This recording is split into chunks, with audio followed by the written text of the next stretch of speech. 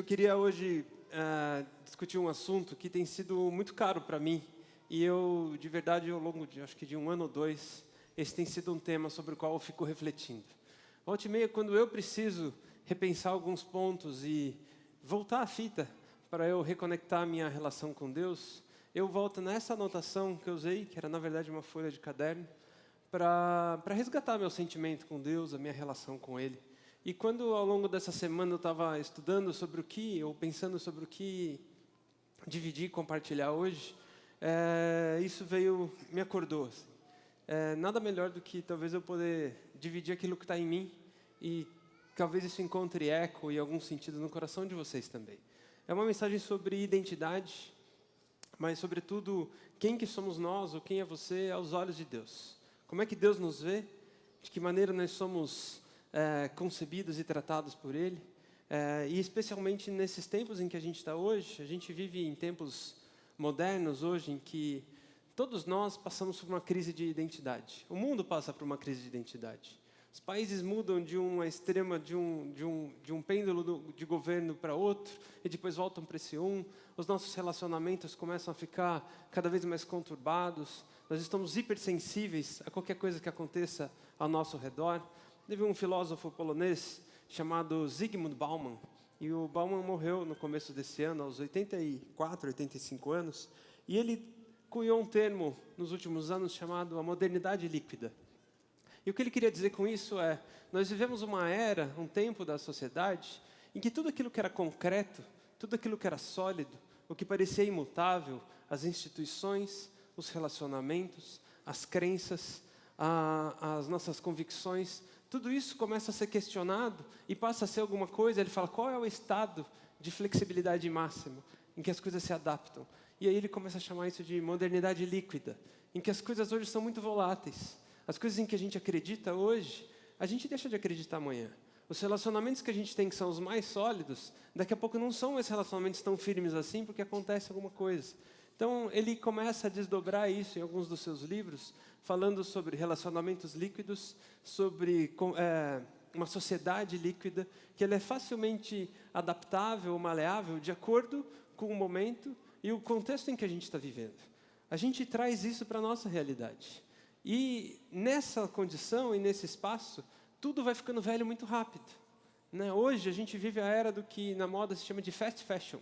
Você vai e compra uma roupa, daqui a pouco aquela roupa já não está mais na moda. As roupas não têm a mesma qualidade, porque elas não são feitas para durar. Elas são feitas para durar aquela temporada. Né? O dono da Zara, que é uma loja de shopping, que aqui no Brasil é muito cara, mas fora do país ela é uma loja, eu costumo brincar, é a torra-torra dos Estados Unidos. A gente vai no Antônio Agu, tem a torra-torra. A gente compra roupa barata, que é uma roupa que você vai usar por um tempo e depois você não se preocupa em passar adiante. Esse homem é um dos 5 homens mais ricos do mundo hoje, vendendo roupa em grande escala no varejo, para que as pessoas troquem essa roupa muito rápido. A gente faz isso com tecnologia. Toda vez que sai um novo anúncio do novo Samsung Galaxy 95, né? O Samsung Galaxy é igual Sexta-feira 13, o filme. Você não sabe mais em que número ele está, né? Já está no 27. Quando sai um novo iPhone, a Apple vem anunciar um novo celular, e a gente olha e fala, nossa, meu celular tem 2 câmeras. Esse agora tem 3. Eu preciso de 3 câmeras. Daqui a pouco vem com 4 e fala, mas eu preciso, eu não consigo viver sem 4 câmeras atrás do meu celular, porque aí a câmera do meu amigo tira foto à noite, da sacada da casa dele, com um zoom telescópico que acha uma folha e um passarinho pendurado no galho. É lógico que isso é uma necessidade de primeira grandeza para a gente. Né? Um Wi-Fi de 200 megabytes, o de 100 não funciona mais. Eu preciso da televisão de 4K. A gente começa a trocar as coisas muito rápido, porque tudo fica muito velho. E essa nossa relação com o consumo começa também a afetar as nossas relações com todo o resto. A gente desfaz uma amizade num like ou num dislike. A gente deixa de curtir alguém e deixa de curtir as coisas desse alguém. Hoje eu descobri que agora você não precisa desfazer a amizade. Você põe a pessoa no modo soneca no Facebook, viu? E aí você não vê os posts da pessoa, mas ela não fica chateada que você desfez a amizade. Porque a gente não tem a disposição e a disponibilidade para o outro, para ouvir o diferente, para ouvir o contraditório. Nossa espiritualidade também ficou líquida. E a gente está trazendo essa flexibilidade e essa inconsistência para a nossa relação com Deus. Então, por que não uma espiritualidade líquida? A gente vive num mundo que deseja mais coisas e mais experiências, e isso toca hoje a nossa relação com a igreja, isso toca a nossa relação com Deus, a nossa relação aqui com os nossos irmãos, o quão tolerante a gente é a um ruído, a um ministério. A igreja é ótima, mas o bolo que tinha de cenoura era diferente do bolo que tem hoje. Mas a música está muito alta, a música está muito baixa. A gente é irritado. E a gente vive numa sociedade de hiperestímulos. Então, uma coisa que eu, quando falo de identidade, é a importância da gente resgatar a nossa identidade em Deus. E eu queria ler um texto com vocês, que é o Salmo 139. Eu vou ler ele inteiro, mas uma versão da tradução A Mensagem, que é uma paráfrase escrita por Eugene Peterson. Então, vai estar nas telas, mas talvez não na sua Bíblia. Ó Eterno, investiga minha vida, faz um apanhado de todos os fatos. Eu sou como um livro aberto para ti, mesmo longe, sabes o que estou pensando. Sabes quando saio, quando volto, nunca estou fora da tua vista. Sabes antecipadamente o que vou dizer antes mesmo de eu iniciar a primeira frase. Olho atrás de mim e lá estás. Depois para cima e lá estás também. A tua presença é constante em torno de mim. Isso é maravilhoso, embora eu não consiga compreender totalmente. Existe um lugar para onde eu possa escapar do teu espírito, fugir da tua vista? Se eu subo ao céu, tu estás lá. Se vou para o subterrâneo, lá estás também. Se tomo as asas douradas da manhã, rumo ao longínquo horizonte ocidental, tu me encontras em 1 minuto. Na verdade, já estás lá, me esperando. Então eu disse a mim mesmo, ele me vê até na escuridão. À noite eu estou imerso na claridade. Isso é um fato. A escuridão não é escura para ti. Noite e dia, escuridão e claridade, para ti são a mesma coisa. Assim, tu me moldaste por dentro e por fora. Tu me formaste no útero da minha mãe. Obrigado, grande Deus. É de ficar sem fôlego. Corpo e alma sou maravilhosamente formado. Eu te louvo e te adoro. Que criação! Tu me conheces por dentro e por fora. Conheces cada osso do meu corpo. Sabes exatamente como fui feito, aos poucos, como fui esculpido, do nada até ser alguma coisa. Como um livro aberto, tu me viste crescer desde a concepção até o nascimento. Todos os estágios da minha vida foram exibidos diante de ti. Os dias da minha vida, todos preparados antes mesmo de eu ter vivido o primeiro deles.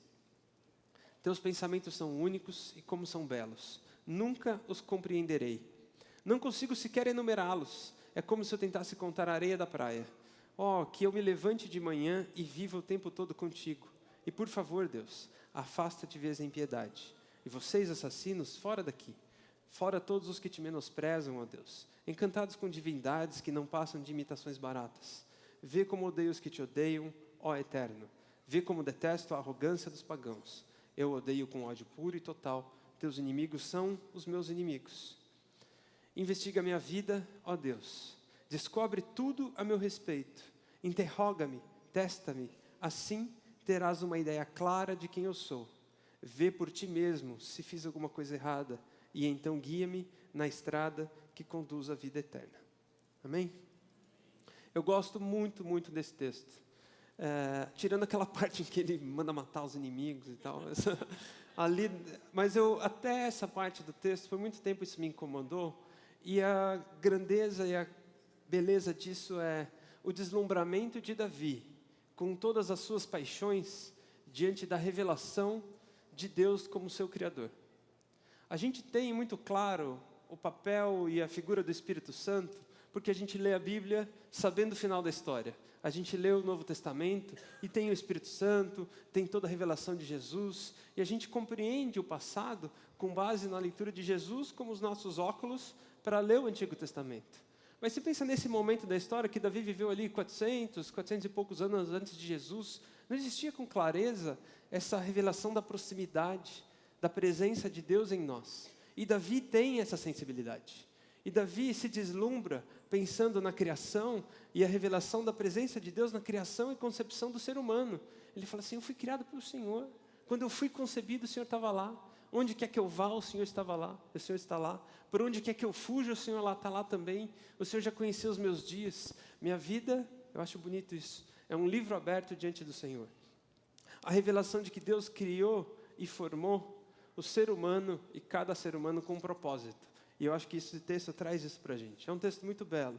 Mas hoje, para falar de identidade e a gente entender a nossa identidade em Deus e como Deus nos vê, eu queria usar 3 verbos que definem a maior parte da nossa existência, a maneira como a gente gasta nosso tempo.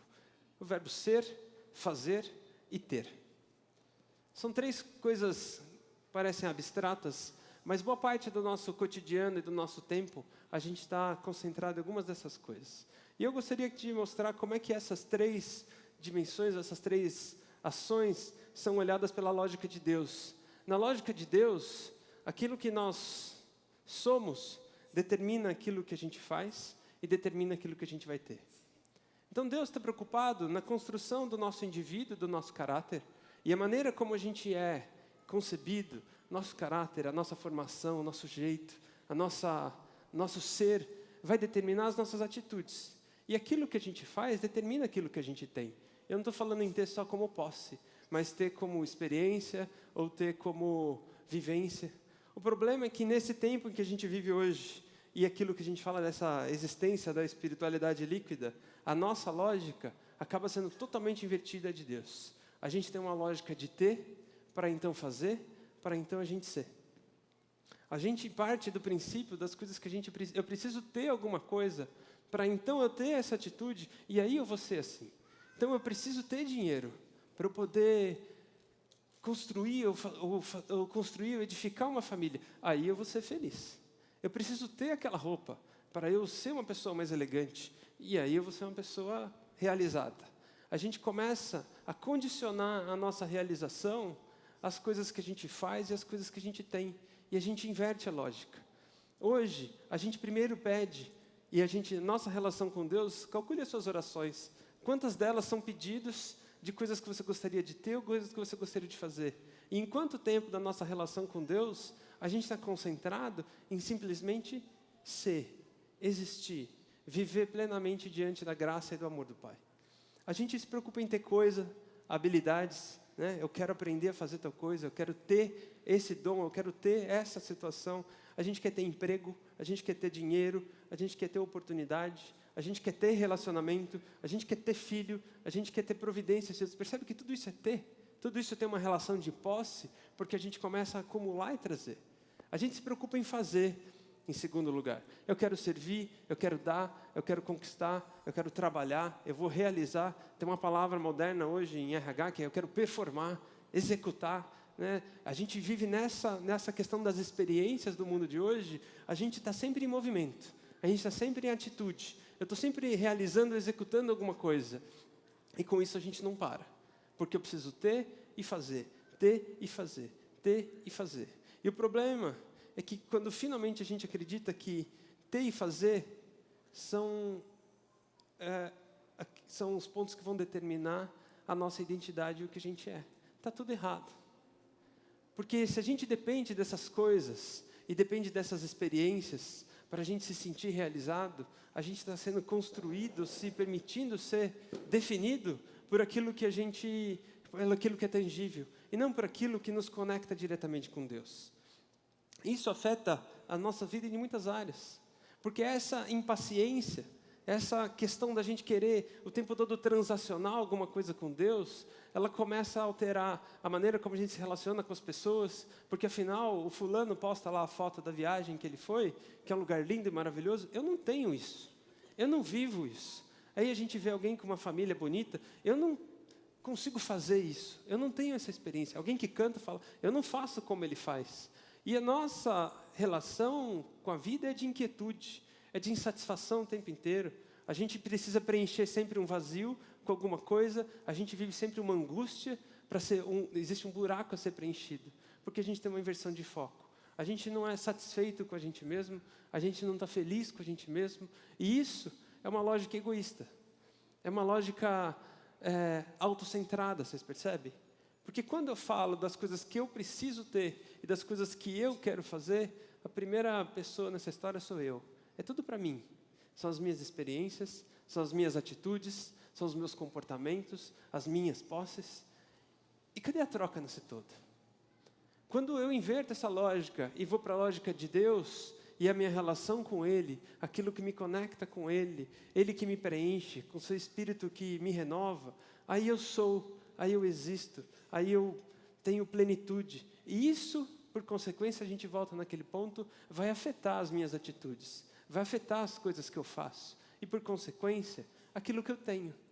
O Espírito Santo em nós e a presença de Deus em nós, a revelação da nossa identidade em Deus, nos ajuda a ser mais felizes com aquilo que a gente tem e com aquilo que a gente faz. Influencia os nossos desejos, influencia as nossas atitudes. Então, como Paulo fala, ele fala assim, aprendi a viver contente em toda e qualquer situação, porque a gente vive plenamente em Deus. É uma lógica também narcisista.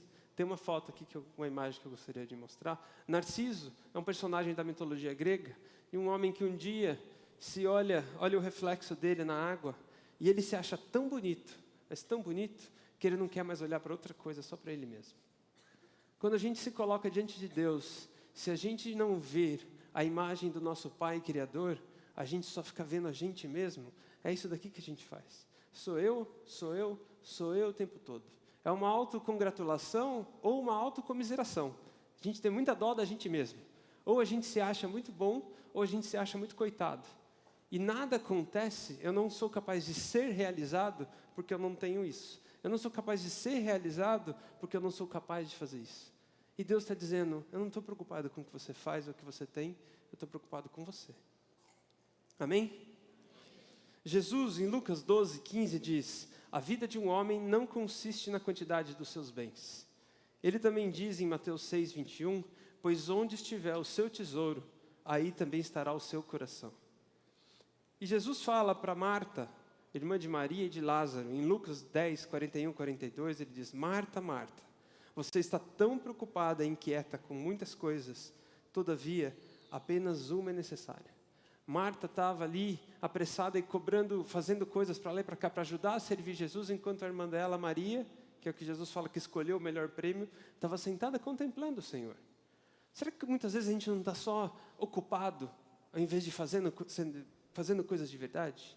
A gente vive numa rotina, e eu falo isso por mim, às vezes a gente acha que a gente tem muita coisa para fazer, quer dizer que a gente está fazendo muita coisa, e não é verdade. A gente só está ocupado. Você está com a agenda cheia, não quer dizer que você está realizando coisas. E às vezes a melhor forma da gente realizar grandes coisas que têm sentido para a gente é a gente desacelerar o passo. Se a nossa prioridade, a nossa ótica na relação com Deus tiver em ter ou fazer, a gente pode facilmente se frustrar, porque a gente está partindo do ponto errado. Se a gente parte do princípio das coisas que a gente não tem, ou das coisas que a gente não é capaz de fazer, a gente parte do princípio errado. E às vezes essas coisas podem não acontecer. Já parou para pensar que às vezes você pode estar desejando as coisas erradas? Que às vezes a gente pode estar querendo e a gente está com as nossas prioridades invertidas? O quanto a gente não peca ou a gente não erra o alvo porque a gente não está conectado, bebendo da fonte do nosso Criador. A nossa preocupação deveria estar em ser. No entanto, se a gente está bem resolvido, se a gente está satisfeito com quem a gente é em Deus, com quem nós somos no nosso Pai, isso influencia e determina o nosso comportamento, que é o nosso fazer, isso influencia e determina os nossos desejos, que é o nosso ter. Não é assim? Quando a gente tem esse dia de ceia, por isso que eu falei que essa é uma mensagem fácil para hoje. A gente se limpa, a gente tira aquelas coisas de dentro da gente, tira a poeira, tira a sujeira, e aquilo que parecia tão importante, de repente começa a cair na lista. E aquilo que estava esquecido, que geralmente é uma pessoa, um relacionamento, ganha peso e prioridade nas nossas vidas. Por isso, eu queria me concentrar no primeiro verbo, e dizer que ele é o que a gente gostaria de discutir hoje, o nosso ser. Quem nós somos, a nossa existência, a nossa essência, que a vida, ela precisa pouco mais de poesia e menos de manuais de instrução, né? A gente está numa época do mundo em que tudo é fácil da gente saber como fazer. A gente entra no YouTube e tem, 25 receitas de lasanha. Dá para fazer lasanha bolonhesa com a massa embaixo e o queijo em cima, a massa embaixo com molho e com peito de peru, sem peito de peru. E aí, dependendo de onde vai, você tem 200 receitas da mesma comida. E você tem uma instrução para cada uma delas. Você procura na internet como você pregar um quadro na parede, tem alguém que te ensina. Você procura na internet como você trocar um pneu do carro, o que eu não sei fazer, tem alguém que te ensina. Você procura lá qualquer coisa, tem um vídeo no YouTube com um tutorial simples, né? A gente vive a era dos tutoriais. E a gente acha que a Bíblia tinha que ser um tutorial para ensinar a gente a viver. Deus, o que eu faço? Deus, como eu ajo? Como é que eu faço para ter isso daqui? Qual é a regra e a instrução? E uma coisa, a Bíblia tem muito mais poesia do que mandamento. Tem muito mais livros e versos aqui dentro do que existem regras. Então a Bíblia é muito mais sobre existência, sobre vida, sobre essência, do que um conjunto de leis que a gente tem que seguir. Porque se a gente fosse seguir ao pé da letra algumas das atitudes que alguns homens tomam aqui, a gente estaria invadindo o condomínio do vizinho, né, para tomar as posses dele, a gente estaria subjugando os nossos familiares, a gente perderia algumas regras de respeito. A gente precisa trazer isso para contexto.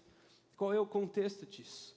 Então, se a gente lê a Bíblia com essa leveza, ela se torna mais agradável e mais gostosa para a gente. Se a gente lê a Bíblia com essa compreensão, a palavra fica leve. E a Bíblia mostra a busca do homem por um sentido de existência e mostra o descortinamento da face de Deus para a humanidade ao longo da história, até o momento pleno disso que é a vinda de Jesus. Jesus é a revelação plena de Deus em seu caráter, em sua pessoa, em sua condição para a humanidade. E até a chegada de Jesus são aqueles fragmentos de percepção. Então, quando a gente se permite ir através da Bíblia, como aqueles homens e mulheres que ao longo da história foram tentando tatear a face de Deus, a gente chega em Jesus.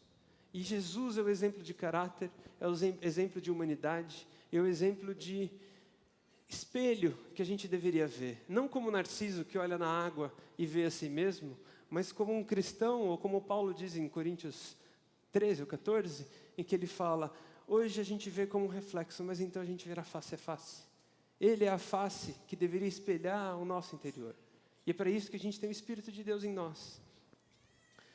2 Pedro 2,19, Pedro diz, pois o homem é escravo daquilo que o domina. Daquilo que o domina, que aquilo é esse? O que domina a gente às vezes? A gente é dominado por coisa, a gente tem gente que pertence ao seu celular, né? Eu conheço inúmeras pessoas que não têm um celular. O celular tem a pessoa e de vez em quando ele empresta a pessoa para a sociedade. Né? A gente é dominado por hábitos que às vezes nos escravizam. A gente é dominado por pessoas que são os relacionamentos tóxicos que às vezes a gente tem. Nós somos dominados por sentimentos. Às vezes a gente é dominado por culpa, por desejo. O que nos domina? Ou nós somos dominados pelo Espírito Santo de Deus? Porque Deus, quando diz que quer nos governar, que Ele quer ser o nosso rei, não é um rei que impõe ou subjuga os seus seguidores, mas um rei que quer ser o seu dono para te libertar da escravidão. Ele é aquele homem que fala assim, você está dentro da cela, você tem a chave. Ele fala, me dá a chave e eu sou o seu dono. Você dá a chave, ele abre a porta, ele fala, pronto, pode ir. É essa relação de senhorio e de domínio, porque o reino de Deus pressupõe a liberdade. O amor de Deus pressupõe a nossa liberdade de amá-lo de volta. Então Ele, como Pai, coloca em nós a liberdade. E a gente se descobre nele para que a gente possa ser escravo ou se submeter à autoridade do nosso Pai, do nosso Criador. A busca mais importante das nossas vidas é descobrir e descansar em quem nós somos aos olhos de Deus. Foi Deus quem fez a gente como é. E Ele ama a gente como é. Na condição em que nós somos, com as nossas características, com as nossas escolhas, com as nossas atitudes. Deus não está mais feliz com você por causa dos seus atos heróicos e nem mais triste com você por conta das atitudes que você mesmo condena. Você se aceita menos do que Deus te aceita. Você talvez se culpe mais do que Deus te culpa. Então, do jeito que você é, foi Ele que te fez. E da maneira como você está, Ele está aí do seu lado. Ele está com a gente dizendo e expressando o amor dEle. E essa busca, quando a gente compreende que a gente pertence, quando a gente compreende que a gente foi tecido, que a gente foi esculpido, como Davi fala, como uma obra de arte pelas mãos de um criador criativo, a gente fala assim, tá, eu sou obra desse amor, eu sou obra desse milagre, e eu vivo plenamente em Deus quando eu conheço a minha identidade. Para usar um termo, então, estou resolvido, a gente é feliz, porque aí a nossa vida fica mais leve. Essa não é uma vida de religião, é uma vida de devoção, é diferente. Não é uma vida de regra, é uma vida de existência, de plenitude. E é isso que Deus convida a gente a viver. Por isso que essa é uma mensagem sobre a nossa identidade. Mas a nossa identidade, a nossa essência, ela é desenhada por Deus. E quando a gente tem consciência disso, a nossa vida ganha sentido, ganha significado e propósito. Porque viver não pode ser só existir.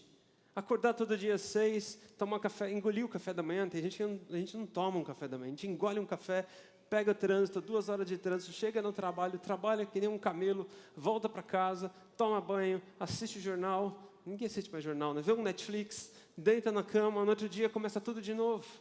E aí dá banho no filho, dá comida para o filho. E a gente começa a ser atropelado para a rotina e a gente existe, a gente não vive. Como é que a gente quebra esse fluxo? Quando a gente tem o tempo para compreender quem nós somos em Deus, até a nossa rotina, por mais repetitiva que às vezes ela pareça, ganha sentido, ganha propósito. Porque não importa o que eu estou fazendo, não importa as coisas que eu tenho, importa quem eu sou aos olhos e nos braços do meu Criador. Isso me inspira a mudar, isso me inspira a realizar outras coisas. Isso faz com que as 2 horas no busão ou o café engolido tenham um sabor diferente e tenham uma experiência diferente. A gente passa a viver mais em paz. Porque mais importante do que a vontade de Deus para nós é a revelação do amor de Deus por nós. Eu queria repetir isso. Mais importante do que a gente descobrir um plano, um propósito, uma meta de Deus para a gente, é a gente ter a revelação clara do quanto Ele nos ama, do que Ele fez por nós, do que Ele faz por nós e, sobretudo, quem nós somos aos olhos do Pai. Tem uma frase de um filósofo espanhol, Ortega y Gasset, ele diz o seguinte: caminhe lentamente, não se apresse. Eu vou ler devagar porque esse é um texto que precisa ser devagar. Caminhe lentamente, não se apresse, pois o único lugar ao qual tem que chegar é a si mesmo. Então, quem nós somos aos olhos de Deus? Eu estou falando aqui sobre percepções e essa, como eu falei, é um conjunto de reflexões que eu trago para mim quando eu preciso ajustar ou sincronizar o meu relacionamento com Deus. Mas quando a gente procura nas Escrituras o que Deus diz a nosso respeito, em Efésios, dos capítulos 1 a 3, Paulo faz um compilado que para mim tem a maior concentração de adjetivos do que nos define aos olhos de Deus. E aqui eu pus só algumas palavras para a gente não ter que ler 3 capítulos da Bíblia, mas eu selecionei quais são. Ele diz que nós somos salvos, que nós somos santos, que nós somos herdeiros, que nós somos selados, que nós somos filhos, criação de Deus, predestinados, redimidos, morada de Deus, que nós somos corpo de Cristo. Tudo isso ajuda a inflar o ego, né? Mas eu queria me concentrar em um ponto aqui dessa mensagem, que é uma coisa importante: nós somos filhos de Deus.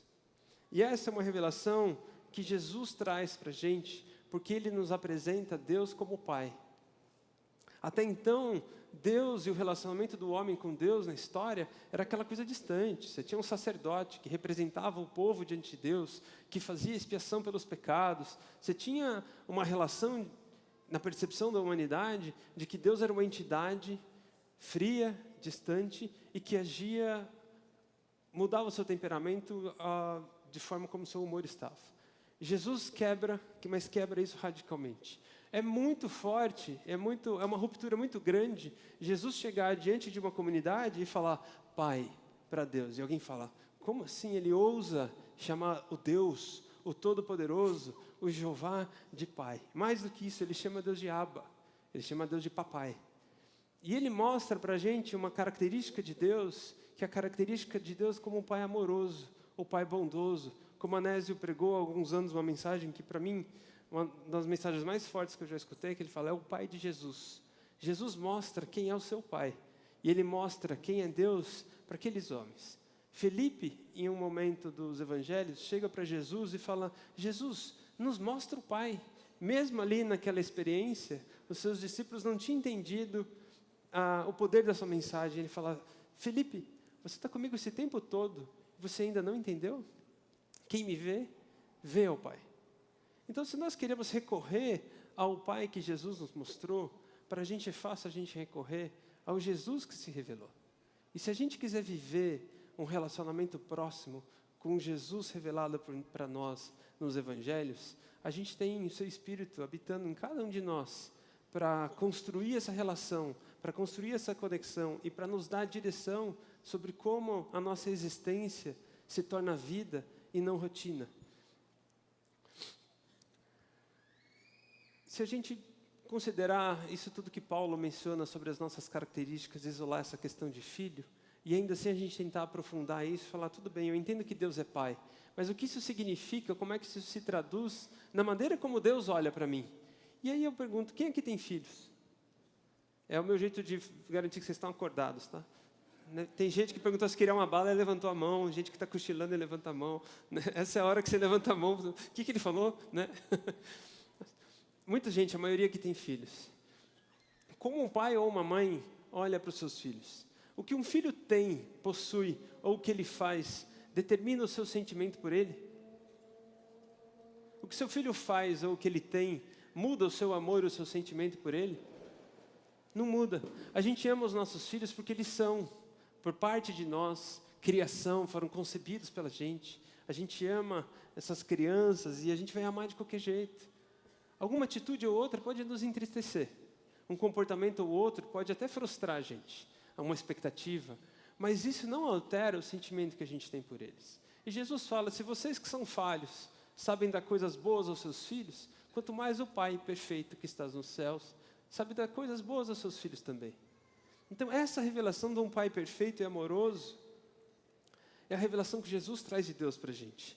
E Deus, o Pai perfeito, Ele não pede nada em troca para entregar o seu amor. Então, não tem nada que você faça, e repetindo o que foi dito aqui durante a ceia, nada do que você faça de pior altera o amor de Deus para você, e nada de bom que você faça também altera o amor de Deus por você.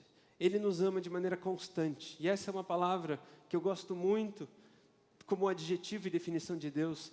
Deus é bom o tempo todo. Isso quer dizer, Deus é constante. Amém? A preocupação do Pai é com quem nós somos, significa que a gente tem um valor intrínseco para Ele. O Pai que eu digo aqui é Deus. Não importa as nossas atitudes heróicas, isso não altera o sentimento dEle. Até porque Deus tem o amor como a sua condição e como a sua essência. E o amor, em essência, ele transborda amor. Deus só dá o que Ele tem. Deus não tem vingança no coração, Deus não tem dureza no coração, Ele transborda aquilo que é parte do caráter dEle. Davi, naquele salmo que a gente leu no começo, ele diz algumas coisas, mas eu separei 4 versos que eu acho que reforçam isso. Ele fala, tu me conheces por dentro e por fora, conheces cada osso do meu corpo. Sabes exatamente como fui feito, aos poucos, como fui esculpido, do nada até ser alguma coisa. Como um livro aberto, tu me viste crescer desde a concepção até o nascimento. Todos os estágios da minha vida foram exibidos diante de ti. Os dias da minha vida, todos foram preparados antes mesmo de eu ter vivido o primeiro deles. Isso é tão lindo, a gente descobrir quem nós somos e descobrir Deus participando da construção de cada um de nós, como uma obra de arte que Ele fez, com um tempero diferente. Jesus, no Sermão do Monte, em Mateus 6, Ele traz uma mensagem que eu acho que vem de encontro com essa questão e com esse choque, da gente descobrir quem a gente é e isso refletir na nossa maneira de viver. Como é que essa percepção de identidade e do nosso pertencimento e da essência de que nós somos em Deus influencia a nossa atitude e a nossa jornada? Como é que isso nos torna e ajuda a nos tornar mais leves? Eu queria ler com vocês, Jesus, em Mateus capítulo 6, acho que esse é um dos meus textos favoritos da Bíblia. A partir do versículo 25, ele diz assim, portanto, eu lhes digo, não se preocupem com a sua própria vida, quanto ao que comer ou beber, nem com o seu próprio corpo, quanto ao que vestir. Não é a vida mais importante que a comida, e o corpo mais importante do que a roupa? Observem as aves do céu, não semeiam, nem colhem, nem armazenam em celeiros. Contudo, o Pai Celestial as alimenta. Não tem vocês muito mais valor do que elas? Quem de vocês, por mais que se preocupe, pode acrescentar 1 hora que seja a sua vida? Por que vocês se preocupam com roupas? Vejam como crescem os lírios do campo. Eles não trabalham nem tecem. Contudo, eu lhes digo que nem Salomão, em todo o seu esplendor, vestiu-se como um deles. Se Deus veste assim a erva do campo, que hoje existe e amanhã é lançada ao fogo, não vestirá muito mais a vocês, homens de pequena fé? Portanto, não se preocupem dizendo que vamos comer, ou que vamos beber, ou que vamos vestir, pois os pagãos é que correm atrás dessas coisas, mas o Pai Celestial sabe o que vocês precisam delas. Busquem, pois, em primeiro lugar, o reino de Deus e a sua justiça, e todas essas coisas lhes serão acrescentadas. Portanto, não se preocupem com o amanhã, pois o amanhã trará suas próprias preocupações. Basta cada dia o seu próprio mal. Amém? Esse é um texto que traz a gente de volta para a existência. E eu gosto dessa...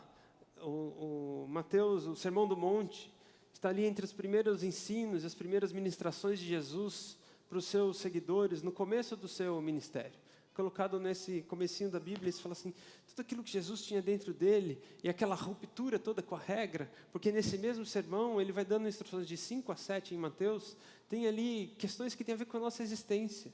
Se a gente lê Mateus de 5 a 7 como um manual de regras, a gente extrai muita coisa. Mas se a gente lê Mateus de 5 a 7 como a percepção e o ponto de vista de Jesus sobre a vida do ser humano, a gente entende muito do caráter dele. A gente entende muito de como ele encara as coisas. E como é que isso influencia a nossa maneira de viver. Tem um trecho, porém, desse texto, que é só uma frase, que Jesus fala, olhai os lírios do campo. E não dá para você olhar lírio do campo andando correndo. Isso mostra muito de como era Jesus. Tem duas histórias na Bíblia em que Jesus as pessoas tentam apressar Jesus para que ele faça uma determinada coisa que era urgente de fato, e ele vai num passo mais devagar, e acho que ajuda a compreender um pouco de como ele era. Quando um pai chega para Jesus para pedir para que ele vá até sua casa curar sua filha que estava à beira da morte, Jesus naquela caminhada para no meio do caminho, porque uma mulher toca na sua veste e tem a sua hemorragia curada. Vocês conhecem essa história? E enquanto ela toca, ela já está curada, Jesus sabe que saiu o poder dele, mas ele para tudo, a multidão em volta, ele fala, alguém me tocou. E aí os discípulos, Jesus, tem tanta gente aqui em volta, todo mundo te tocando o tempo inteiro. Ele falou, não, saiu de mim virtude, ou saiu de mim poder. Você fica imaginando o pai da menina que está lá esperando para carregar Jesus até a casa dele. Fala assim, minha filha está lá morrendo, a mulher já está curada, vamos Jesus. E Jesus tem um ritmo dele, ele sabe, ele não deixa de se preocupar com toda a circunstância ao redor. Mas ele tenta estabelecer o passo e o timing das coisas. A outra história, que é talvez ainda mais grave, Lázaro, amigo de Jesus, irmão de Marta, naquele texto que a gente leu antes, ele está à beira da morte. Eles mandam avisar Jesus. Jesus demora 3 dias para chegar. 3 dias. E a hora que ele chega, Maria, né, chega para Jesus e fala, Senhor, se tivesse vindo antes, se tivesse se apressado, o meu irmão não teria morrido. Jesus sabe que Lázaro morreu. Jesus chora a morte do amigo que ele amava. Então Jesus ressuscita Lázaro. Mas tem uma questão da compreensão de tempo, que a nossa urgência, e a gente em geral age como esse pai e age como essa irmã, com urgência para os nossos assuntos, tentando estabelecer o ritmo e o tempo para que Deus execute as coisas que a gente gostaria que Ele executasse, porque a gente está tão preocupado em ter a providência, em ter a cura, em viver uma experiência, e a gente esquece de entender o ritmo com que Deus faz as coisas. A gente precisa conectar e sintonizar o nosso coração com Deus, mas a gente precisa também colocar cadência para que o nosso passo caminhe no mesmo ritmo que o passo de Deus. Então a gente começa a compreender, a gente começa a ser inspirado por Ele. A nossa relação com Deus começou a ser uma coisa transacional. Hoje, a gente faz as nossas orações como se a gente estivesse indo num caixa eletrônico, né? Você enfia um cartão ali, aí você tem lá, saque, extrato, transferência, outros. A gente fica lá, Senhor, de manhã, Senhor me protege, Senhor me dá comida, Senhor protege minha filha, Senhor coloca os seus anjos, né? A gente pede um anjo na frente, um anjo atrás, um anjo do lado, um anjo embaixo. Senhor me carrega, Senhor me dá providência, Senhor melhora o humor do meu chefe, Senhor me dá uma promoção, Senhor me ajuda com isso, Senhor cura o meu amigo que está lá no hospital. E Deus está ali, anotando o pedido. E a hora que sai o extratozinho lá, sai 3 dos 20 pedidos que a gente fez. Aí você fala, estou na graça. Aí tem semana que não sai nada, aí você fala, estou na luta. Porque a gente determina a nossa capacidade de construir relação com Deus com base nas conquistas que a gente é capaz de extrair dessa relação com Ele. Isso vira uma relação de interesse, isso é uma transação. Isso é ir no caixa eletrônico e fazer um pedido. Agora, o que Deus quer estabelecer com a gente não é isso. Jesus está preocupado com a nossa existência. Jesus, quando faz esse sermão, ele fala, gente, calma, vocês não estão vendo os pássaros? Vocês não estão vendo as flores no campo? E quem corre não vê flor crescendo em campo. Jesus tinha um ritmo diferente. Quem acelera não consegue escutar um passarinho cantar. E eu queria contar uma história na outra vez eu contei a história da minha filha Nina, dessa eu queria contar uma história da minha filha Cecília, que é a mais nova. A Cecília ganhou uma bicicleta. Faz alguns meses eu comprei uma bicicleta para ela, ainda tem com rodinha. E eu, como um pai apressado, corrido, que vive uma relação transacional com Deus e que faz tudo isso de errado que eu estou contando para vocês, fui andar com ela de bicicleta só 2 vezes até hoje. Mas na primeira vez ela foi e ela ficou toda feliz. E aí ela foi lá, ela queria dar a volta no nosso condomínio, lá tem uma pistazinha assim. E tinha uma hora que tinha uma subida, eu falei, filha, isso aqui ajuda? Ela falou, não pai, eu vou tentar. Ela tem 4 anos. Aí foi, conseguiu subir, chegou do outro lado ali na rampa, falei, nossa filha, parabéns, que lindo. Ela falou, pai, não fui eu, foi essa belezinha aqui. Aí da segunda vez que a gente foi andar de bicicleta, eu vi que ela tinha ficado tão feliz em conseguir dar a volta, eu falei, importante para ela é a conquista. Eu falei, o que você quer fazer? Você quer brincar aqui na quadra ou você quer andar? Não, vamos andar. E ela começou a andar, fez o mesmo caminho, deu a volta. E a hora que ela chegou na subida, eu falei, filha, se você não fizer força, você não vai conseguir. Ela falou, para pai, calma. Aí ela encostou a bicicletinha, sentou assim no guidão, no caninho da bicicleta, e falou assim, queria te mostrar um negócio. Olha aquela florzinha ali, ela está crescendo. Aí eu falei, que mané florzinha, Cícero? Vamos lá, você não quer... Estamos no meio da subida, está vindo o carro. Não, pai, vamos ali ver a florzinha. Encaixou a bicicleta, desceu, pegou a flor. Aí tinha uma flor caída no chão. Ela falou, essa aqui está caída, eu posso levar? Eu falei, pode, filha. Ela falou, é um presente para você. Aí eu tinha que segurar a flor e dar a mão para ela andar de bicicleta. E assim vai. E aí ela parou no outro lado, porque tinha um passarinho cantando na árvore. Ela ficou olhando. E a hora que eu vivi aquilo com ela, que tinha uma flor, que tinha um passarinho, na hora me veio essa mensagem de Mateus 6. E Jesus fala, olha as aves no céu, olha os lírios no campo. E a capacidade dele de parar, estabelecer uma relação, construir uma imagem, uma ilustração com isso, significa e mostra a sensibilidade de Jesus para os detalhes da nossa existência, para os detalhes da vida em si. E a capacidade de uma criança de estar sensível a isso, mostra o quanto a gente, na vida adulta, vai ficando insensível e duro para perceber aquilo que realmente importa. Porque ela não estava preocupada em dar a volta no condomínio. Ela não estava preocupada em fazer a volta mais rápido, em 5 minutos e 25 centésimos. Né? A gente hoje calcula até quantos passos a gente dá no dia. Ela estava preocupada em viver aquele momento com o pai dela. Então, quando a gente muda a ótica e a preocupação de ter e fazer coisas que na maior parte do tempo a gente não pode controlar, a única coisa que a gente ganha com isso é a ansiedade. E a ansiedade é a impossibilidade de a gente estar presente no momento. Quando a gente se preocupa com o futuro, em atingir a meta, em trocar de carro, em ganhar a promoção, ou com o que a gente vai comer no jantar, a gente está, na verdade, com a nossa cabeça lá. Quando a gente está preocupado com alguma coisa, isso significa que a nossa mente, o nosso coração, já estão lá naquela coisa no futuro e não nesse momento que a gente está aqui. E o que Jesus tenta nos mostrar é, viva o momento de agora, basta cada dia o seu mal, basta amanhã tem as preocupações de amanhã, viva com as coisas de hoje. E isso é um ensinamento muito mais profundo do que a gente pensar sobre dinheiro ou posse. A gente, em geral, lê esse texto de Mateus 6, aqui da ansiedade, pensando sobre as coisas que a gente não conquista, as experiências que a gente não tem. Jesus não está falando só sobre isso. Jesus está falando sobre vivam a vida. O ensino desse texto, as palavras do Sermão do Monte, são para que a gente saiba como viver o hoje com mais alegria. Sobre como a gente extrair felicidade e realização da experiência do agora. Da gente estar presente na nossa vida cotidiana com as pessoas que a gente ama. E a gente saber que a gente é pleno em vida com Deus. Quando a gente se concentra em ser, a gente se aceita mais. E a gente faz as pazes com a gente mesmo. Quando eu sei quem eu sou aos olhos de Deus, quando eu aceito que eu sou amado da maneira como eu sou, quando eu aceito que eu sou aceito por Deus do jeito que eu estou, eu começo a me aceitar também. Porque se Ele que é perfeito, se Ele que é o Pai e Ele que é o Criador, consegue me tratar dessa forma, consegue se relacionar comigo desse jeito, eu começo a me aceitar. E isso, de novo, por consequência, começa a influenciar as minhas atitudes, começa a influenciar os meus desejos, e aquilo que eu sou, aquilo que eu faço, aquilo que eu tenho, tem menos valor, aquilo que eu sou tem mais valor do que aquilo que eu faço, aquilo que eu tenho. Quem dá essa revelação para a gente, e quem toca no nosso interior, trazendo essa verdade, como eu disse no começo, é a presença do Espírito Santo.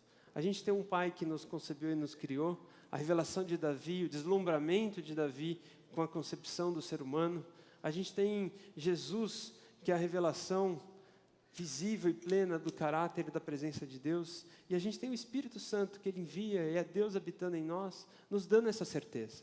É essa conexão que a gente tem que fazer.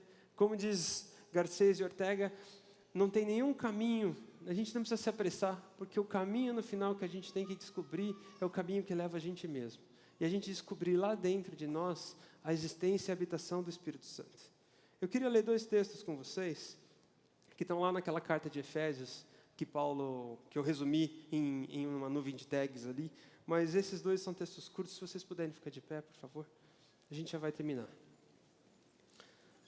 Paulo, em Efésios 3, os versículos 16 a 19, ele fala: eu oro para que com suas gloriosas riquezas, Ele os fortaleça o íntimo do seu ser, com o poder, por meio do seu Espírito, para que Cristo habite no coração de vocês mediante a fé.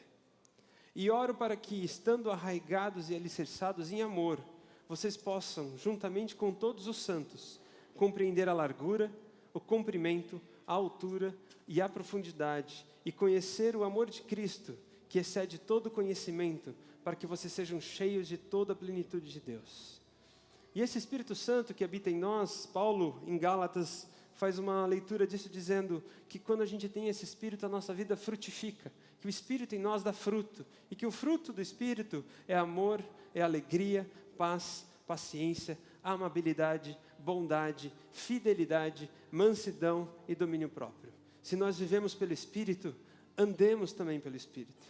Gente, amém?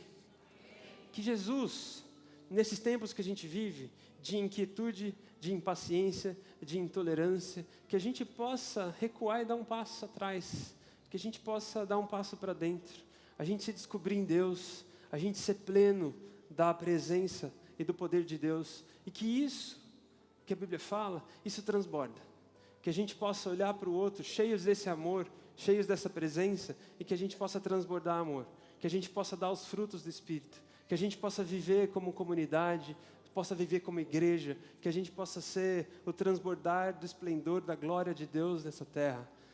Irineu, que foi um pensador do primeiro século, tem uma frase que diz: a glória de Deus é um ser humano em plenitude de vida.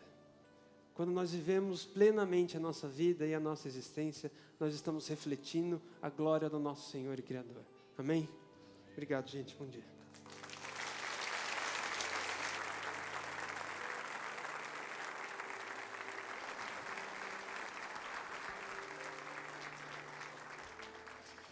Pouco mais de 200 e poucas pessoas estão reunidas em outro lugar aqui da nossa comunidade, né? Num retiro entre os casais da nossa comunidade, estava acontecendo. Eu estava lá ontem ministrando para eles, e uma das coisas que nós vimos na ministração é que nós estamos numa crise de ansiedade social tão grande, que contagiou a gente quer novidade o tempo todo, a gente sempre quer o que a gente não tem. Então, vamos receber essa mensagem e falar: não vamos ficar ansiosos, gente, vamos diminuir o ritmo, vamos parar. Não dá para ver correndo, não dá para ver um passarinho correndo, tem que parar, dá uma olhadinha. Não dá para ver uma flor correndo, né? Vai viver a vida que Deus te deu.